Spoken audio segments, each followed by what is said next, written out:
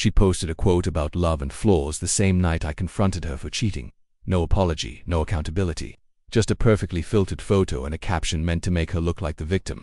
And suddenly, I wasn't just heartbroken, I was the villain in a story I didn't write. At first I said nothing, I blocked her, I walked away. But then the fake account started, the guilt trips, the attempts to spin what she did into something I should have accepted, something I should have stayed quiet about.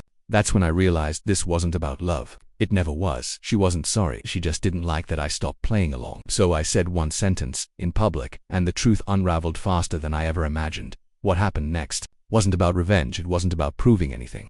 It was about reclaiming the pieces of me she tried to erase. This is what really happened, and if you've ever been made to feel like the villain for finally standing up for yourself, you'll understand every word. I don't know what made me check her profile that morning. I wasn't even suspicious. We'd been distant lately, sure, but I chalked it up to work stress. Late nights, life just pulling us in different directions. But when I opened her page, I wasn't expecting anything. Definitely not that post. There it was, bold, smug, and surrounded by hearts and clapping emojis. Real love means accepting someone's flaws. Just like that. No context, no explanation, just those words. But I knew exactly what it meant. It wasn't just a quote, it was a weapon. A passive-aggressive veiled excuse.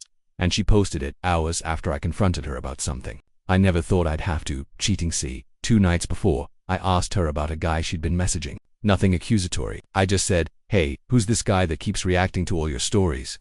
She brushed it off, laughed, said, "Just some random from work." But something in her voice didn't sit right with me. It wasn't what she said, it was what she didn't say. The next day, I saw a notification on her tablet. She'd left it open and I wasn't snooping, it was just right there. A message popped up from the same guy. It said, "Last night was amazing. Same time next week." My heart just dropped. I couldn't breathe for a second. You know that feeling when the air leaves the room and your stomach twists like it's trying to warn you before your brain catches up? That's what it felt like my body knew the truth before I could even admit it to myself. I didn't confront her right away. I just sat with it, let it boil, let it ache. The next night I finally asked her again, calmly, "There's something going on with you and that guy from work." She looked at me like I was crazy, rolled her eyes. "Seriously, you're jealous now?" I wasn't jealous, I was heartbroken, but I didn't say that. I just told her what I saw, word for word. Her expression froze for a second, like she hadn't expected me to have proof. Then she laughed like it was some joke I didn't get. "It was just a drink after work," she said. "God, you're so dramatic." That was it. No apology, no remorse, just that smug look like she was above explaining herself to me. I didn't yell. I didn't beg. I just left the room. I needed space. She didn't even follow me. And then came the post. That next morning, when I saw that quote, it wasn't just insulting, it was deliberate, a message to the world, and to me. Yeah, I did it. And if you really loved me, you'd deal with it. She weaponized love, turned it into a shield for her betrayal. I stared at the screen for a long time, not angry, not even sad anymore, just stunned, like someone had erased the version of her I thought I knew and replaced it with a stranger. I didn't comment, not right away. Instead, I kept rereading the quote, wondering if I was crazy, wondering if I was overreacting. But deep down, I knew I wasn't. I knew what she was doing. She was trying to control the narrative, make it seem like I was the one who couldn't handle her imperfections, when really, she just didn't want to be held accountable. And that's when it hit me. This wasn't the first time she'd twisted things. It wasn't the first time she'd turned guilt into guilt tripping. She always had a way of making me feel like the bad guy whenever I brought up something that hurt me. But this time, it was different. This time, I had enough. Because love isn't about accepting betrayal. It's not about excusing patterns that break you. It's not about being gaslit into silence. It's about respect and trust, and showing up even when things get hard. In that quote she posted, it wasn't about love. It was about avoiding responsibility, so I did what I should have done a long time ago. I took a breath, and I wrote one comment. "You're right," I said.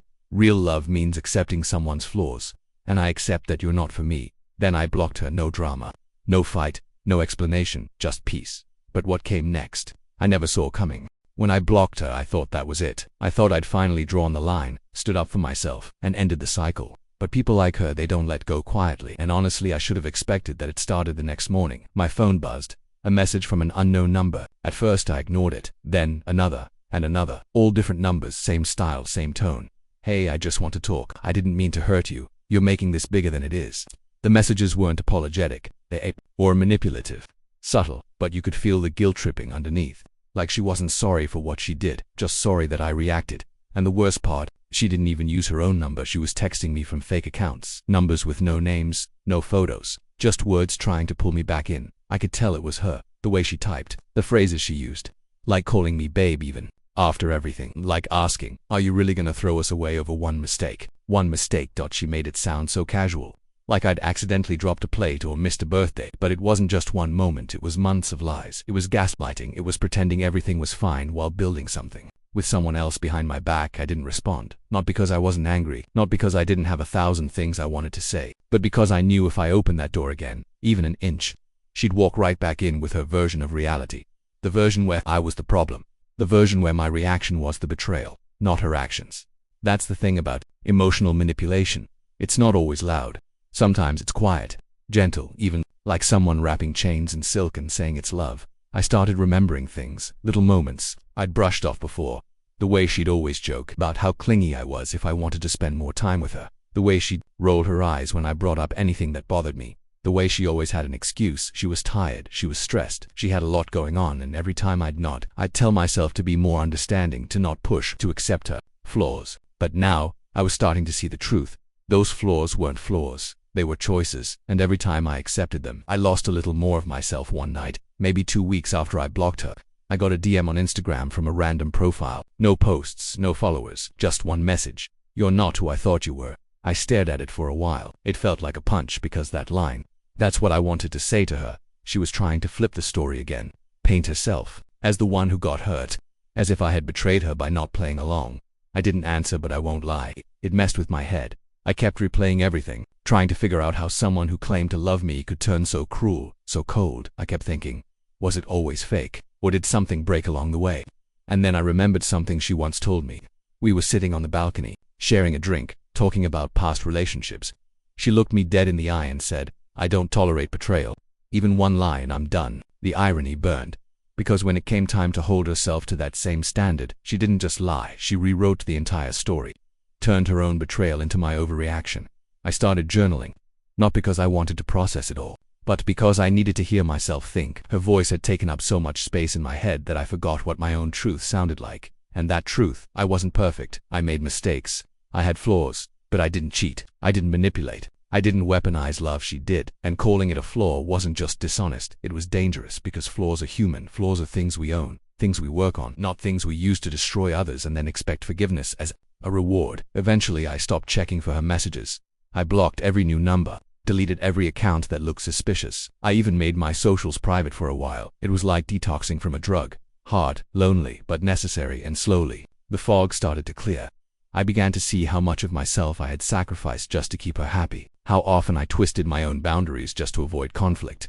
How many times I said it's okay when it wasn't. But the biggest realization, she didn't love me. She loved control. And once she lost that, she lost interest in everything else, including the truth. But she wasn't done yet. Because when control didn't work, she moved on to revenge. And that's where the real story begins. I wasn't planning to say anything. I really wasn't. I had already blocked her, already gone quiet. I thought silence would be my final message. But then I saw the post. She uploaded it just 2 days after trying to message me from those fake accounts. It was on her main page, her real one, and the caption read, "Real love means accepting someone's flaws." It stopped me cold. At first, I just stared at it, trying to process the audacity. Like, was she actually talking about what I think she was talking about? Was this her way of framing everything that happened as if she hadn't cheated, as if she hadn't lied, as if I was the problem because I didn't accept it and move on? The post had one of those overly aesthetic photos of her holding a cup of coffee, like she was some wise soul just dropping a philosophical truth bomb. And the comments, God, the comments. People were agreeing with her. Yeses, queen, preach. This is so mature. And I sat there, just stunned, watching her paint this twisted picture of what happened. She was getting praise for something she weaponized. Because this wasn't about love. This wasn't about growth. This was her way of dodging accountability. Turning betrayal into a lesson she could post for clout. I could have ignored it. I really could have, but I didn't. I opened the comments and I typed just one thing. You're right. I accept that you're not for me. And I hit send. That was it. No insults, no name calling, no big explanation, just truth. Quiet, simple, final. I logged out right after. I didn't want to get into anything. I didn't want to start a war. I was just done pretending to be the villain in her story. But the next morning, my phone was blowing up.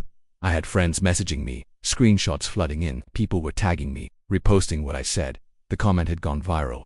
Thousands of likes, hundreds of replies, and not just support people. Saw her for who she really was. They started asking questions. Wait, did she cheat? Is this the guy she used?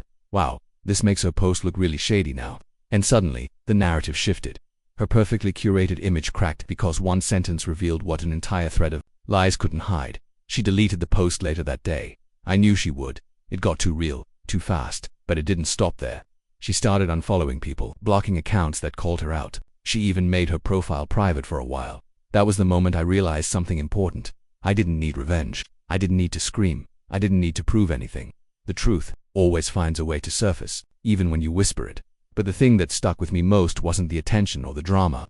It was how free I felt. I had spent so long second-guessing myself, so long walking on eggshells, trying to be understanding, trying not to overreact. But when I finally spoke from a place of clarity, not anger, it cut through everything, and people felt that because truth, when it's real, doesn't need volume. It was like I took my voice back, my power, and I did it without becoming someone I'm not. I'm not proud that things got public. That wasn't the goal. I don't like being the center of drama.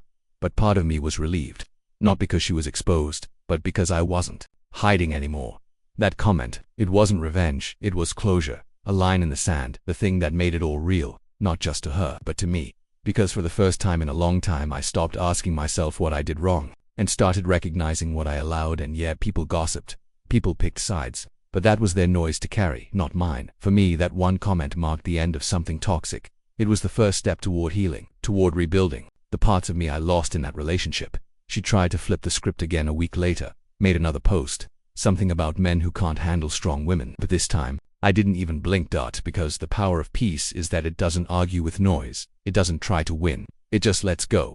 And I had finally done that. I had let go not just of her, but of the story she tried to write for me. And now I was ready to start telling my own. 3 fake accounts. That's how many it took before I realized she wasn't just trying to apologize. She was trying to rewrite the story. The first message came from a username I didn't recognize, just a simple, "Hey, can we talk?" I ignored it, obviously. But something about the way it was worded, the tone, it felt familiar. I checked the profile. No posts, no followers, a stock profile picture. Something just felt off. I shrugged it off at first. Then another message came 2 hours later. Different name, different profile, same exact wording. "Hey, can we talk?" That's when it clicked. I showed a friend. We both laughed, but it wasn't the funny kind of laugh. It was that bitter, I can single quotes T-believe this is my life kind of laugh. I wasn't angry. Not yet, just disappointed, confused maybe. I thought blocking her was the end. I thought once I walked away, she'd finally get it. But instead of accepting it, she put on a new mask, and then another, and then another. The third account came with a long paragraph. This time she dropped the act completely. It was her. No doubt she didn't even try to hide it anymore. She said she just wanted a chance to explain, to say her side. She said I misunderstood everything, that it wasn't cheating, that it was just a rough patch between us, that I was overreacting. That word stayed with me longer than I care to admit. It echoed in my mind because it was the same word she used the night I caught her lying. The same word she always used when I had a feeling something wasn't right. Overreacting. Too sensitive. Too dramatic. It was always easier to label me than to face what she'd done. So I sat with the message for a while. I didn't respond, I just read it again and again. And the more I read, the more I started to see it clearly, not just the lies in the message, but the pattern. She wasn't trying to fix anything, she was trying to control the ending, because the moment I didn't chase her, the moment I stopped explaining myself or begging her to be honest, that's when she panicked, and suddenly the sweet girl everyone loved, the one who knew all the right things to post, to say, to perform, she started slipping. Cracks started showing. I remembered how she used to be when we first met. Kind, soft-spoken, always smiling. Everyone adored her, I did too. She made me feel seen, heard, important. But what I didn't realize back then was that she was wearing a mask, one of many. And the moment things didn't go her way, that mask would drop. Like the time she snapped at a waiter and then laughed it off, saying he deserved it. Or the time she made fun of my job in front of her friends and called it a joke when I told her it hurt.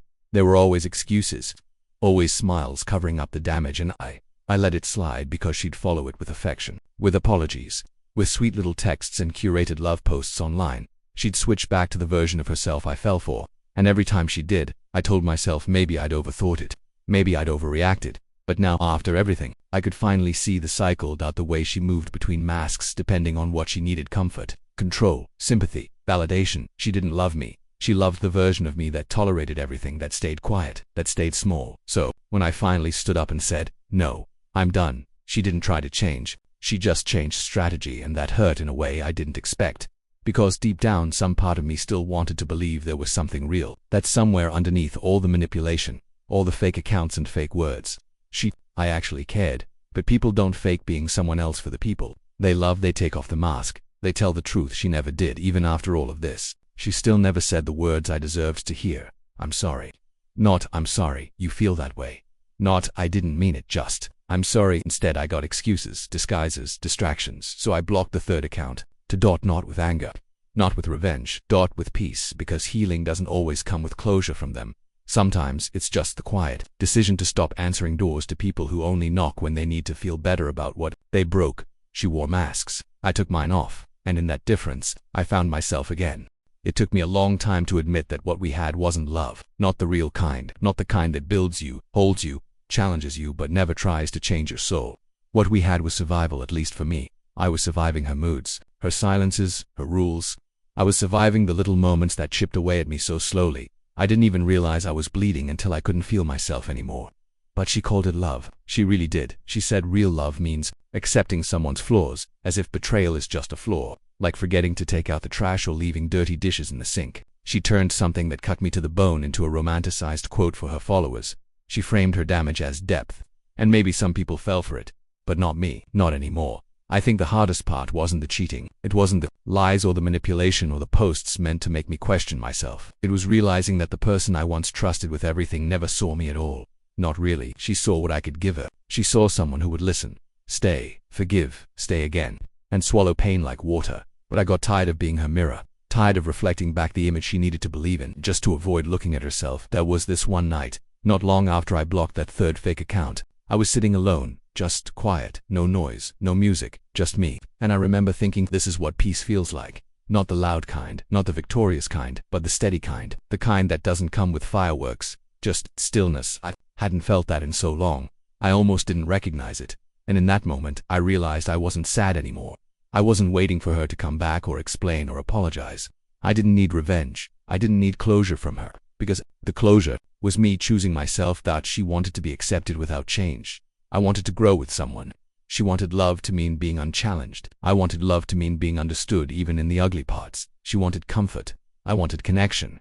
And those are not the same things. So no, it wasn't love. Not the kind that lasts. Not the kind that heals. That it was survival dressed in romance. Loneliness disguised as loyalty. And I was done calling it anything else. After that night, I deleted every screenshot I had saved. Not out of forgiveness. Not out of spite. But because I didn't want reminders anymore. I didn't need evidence. I didn't need to rehearse my side of the story. The truth was mine, and I was finally done defending it. A few weeks later, I bumped into someone I hadn't seen in a long time, an old friend who knew both of us. He asked how things were going. I just smiled and said, I'm good now. Actually, good. He nodded like he understood, and maybe he did, because people who've been through it, they get it. There's a language in healing, a silence in recovery that only the wounded understand. He didn't ask questions. I didn't offer any and for the first time I didn't feel the need to explain myself. I didn't owe anyone a story. I didn't owe her one either. You know what real love looks like? It looks like someone who chooses honesty over image. Someone who doesn't need to post a quote to justify bad behavior. Someone who can sit in discomfort and still be kind. That's the kind of love I believe in now. Not perfect, but real. Messy, but safe. And I know I'll find it someday.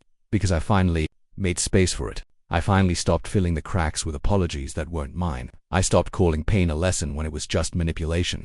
And I stopped chasing the version of her I thought I saw, the one that never really existed. I walked away, not with bitterness, not with rage, but with clarity. She called it love. I called it survival, and now I call it over. And I've never felt more free.